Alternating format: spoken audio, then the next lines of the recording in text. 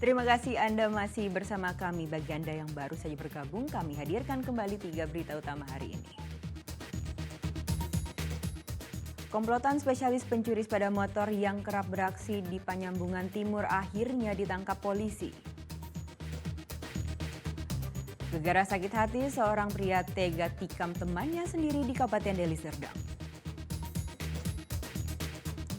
Sempatkan diri Anda untuk mencoba olahraga air jet ski skuter di Danau Toba dengan menikmati keindahan di pesisir pulau.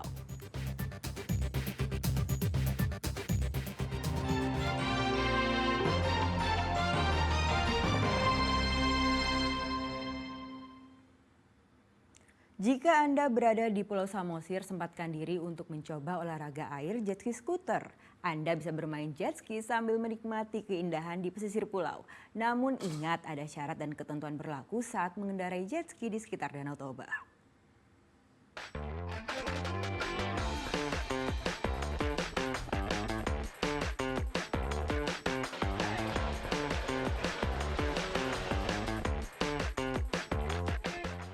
Kalau sudah menginjakan kaki di Danau Toba, sempatkan diri untuk mencoba wisata olahraga air jet ski skuter.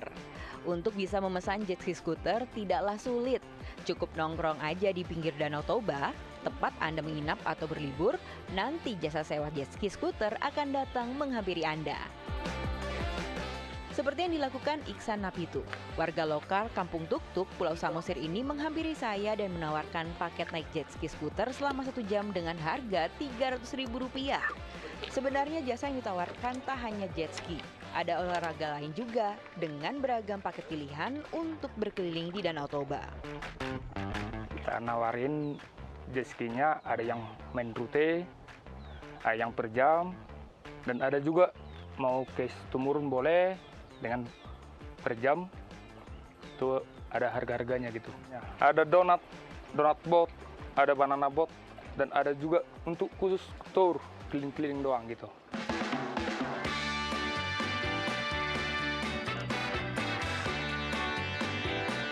Saya pun bersiap. Nah, perlu diingat, sebelum naik Bang Iksan akan menerangkan dulu aturan naik jet ski skuter, mulai dari cara mengoperasikannya, menggunakan alat keselamatan, serta wilayah-wilayah yang boleh dan tidak boleh dilewati.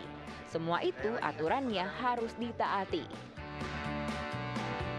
Kalau bermain di Danau Toba, penting jangan ugal-ugalan lah, satu kuncinya.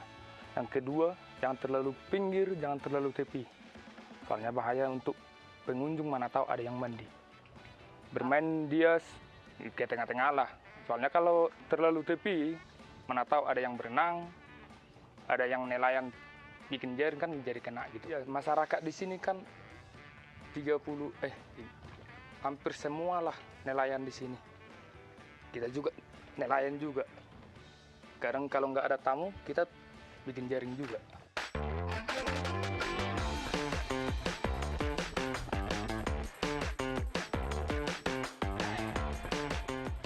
Wuhu, seperti naik motor dengan kecepatan tinggi. Adrenalin saya semakin terpacu saat jet ski menghantam gelombang air. Namun yang membuat hiburan ini sempurna adalah bisa menikmati keindahan alam di sekitar Danau Toba dari Pulau Samosir.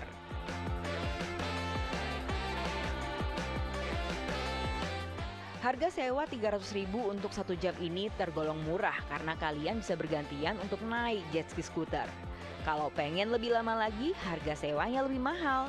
Kalian juga bisa menyewa donat boat yang bisa membawa lebih dari 5 orang, atau banana boat pun ada jika ingin mencoba berbasah-basahan merasakan dinginnya air Danau Toba.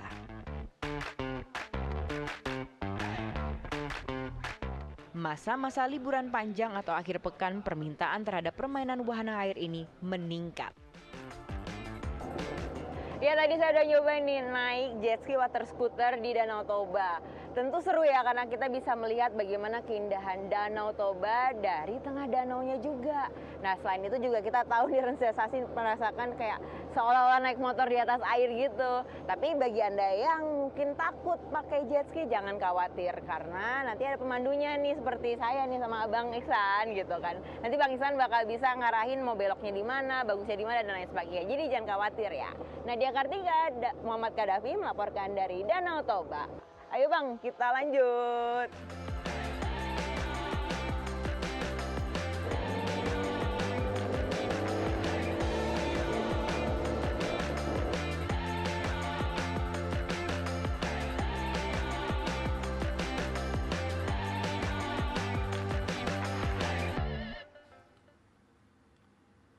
Nah, tadi adalah keseruan saya di Pulau Samosir. Sekarang saya ajak Anda ke Medan untuk mencari oleh-oleh. Saya merekomendasikan sirup markisa jadi pilihannya. Bahkan salah satu tempat pusat oleh-oleh di Kota Medan tak hanya menyiapkan buah tangan tetapi juga fasilitas untuk belajar memproduksi sirup markisa dari buah aslinya. Berikut sirup markisa buah tangan dari Medan.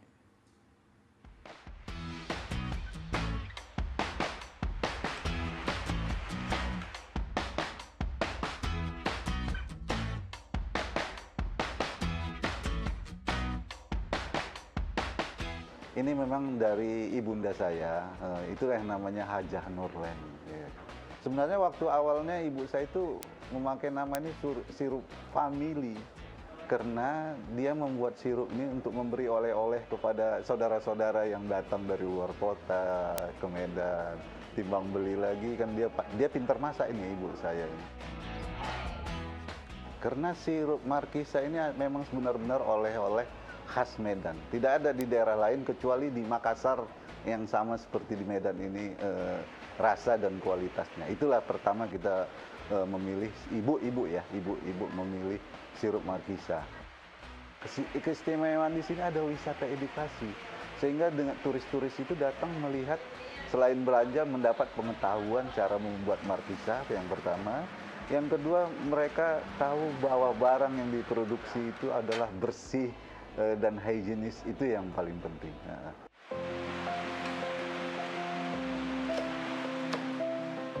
Sirup markisa asli tanpa bahan campuran dan bahan pengawet, dan kuncinya kita selalu memakai buah yang baru dan segar. Itu sebenarnya kuncinya.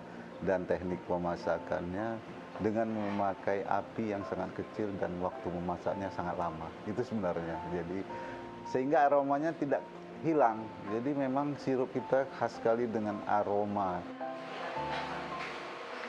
Waktu musim Covid kita masih bisa tetap bertahan waktu itu. Kita nggak pernah tutup nih. Walaupun omsetnya sampai 80% udah turun tuh, tinggal 15 sampai 20. Cuman kita masih bertahan. Kita memang waktu itu metode pemasaran dengan online. Dan alhamdulillah ya kita masih bertahan, eksis terus, nggak sampai kolaps gitu. Kalau omsetnya kita pernah sampai 200 juta, 250 juta waktu musim sebelum Covid. Sekarang baru mulai menapak lagi di kisaran 100 sampai 150 lah masih bisa sekarang. Dan pekerja kita sih sekarang ini nggak banyak sekali sih. Dia karena produksi kita belum stabil, kadang kita membuat produksi tergantung stok yang ada. Kalau stok masih banyak kita nggak produksi. Tantangannya mungkin sebelumnya kan karena saya basicnya itu accounting, saya nggak langsung terjun dalam penjualan segala sesuatu gitu kan. Tapi kalau di sini saya ditantang juga untuk mendongkrak penjualan, bagaimana cara supaya penjualan ini meningkat gitu. Yang saya dapatkan itu ilmu yang udah diberikan, mulai bukan hanya ilmu tentang pembukuan, tapi ilmu dari penjualan, cara bagaimana memasarkan produk, bagaimana mengembangkan supaya peningkatan penjualan seperti itu. Karena di sini juga kan ownernya berbagi ilmu sama kami, tidak pelit untuk mengajarin bagaimana sistem mulai produksinya, bukan hanya pembuatan sirup, tapi di segala hal pembuatan yang lainnya. Kalau konsumen kita yang sudah minum sirup kita, minum sirup lain nggak akan enak lagi, pasti nyari sirup kita. Nah kalau ini kita robah, mereka akan kecewa. Ini konsumen kita dari Jawa, dari mana pada mesan loh, tetap selalu Jakarta, Bandung, Surabaya, nah, itu tetap mesan. Nah ini kita, kalau kita robah, ini akan mengecewakan konsumen kita. Selain Markisa, kita juga membuat sirup bunga telang. Ada, kita buat sirup terong Belanda. Dan selain sirup, kita juga buat selai Markisa, selai terong Belanda, dan juga minuman yang langsung bisa diminum.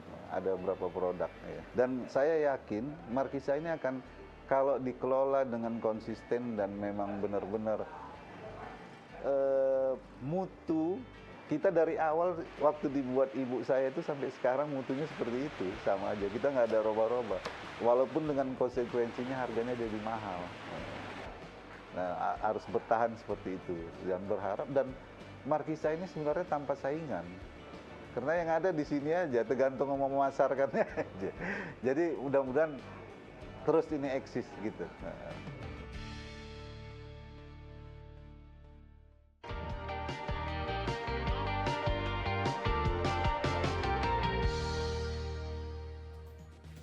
Laporan tersebut mengakhiri berita Medan hari ini. Saya Nadia Kartika berterima kasih atas perhatian dan kebersamaan Anda. Selamat beraktivitas dan sampai jumpa.